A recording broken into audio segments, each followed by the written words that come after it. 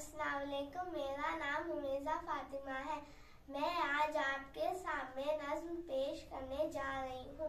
मेरी नज्म का नाम है फलों का राजा आम।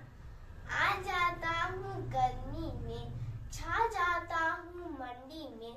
रंग है मेरे पीले लाल, रंग है मेरे पीले लाल। रस से भी हूँ माला माल, लंगड़ा भी रुमाली भी, कलमी और बादामी भी।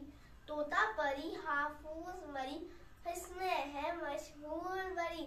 होता मुझसे क्या तैयार, कहीं मुरब्बा कहीं अचार। देखूं तो है भरते जल, मेरे आगे सारे फल।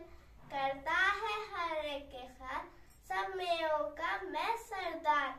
मुझसे है बागों की शान, कोयल भी दे मुझ पर जान। कैरी हूँ जब तक हूँ खाम, पक कर मैं कहलाऊं आम। शुक्रिया।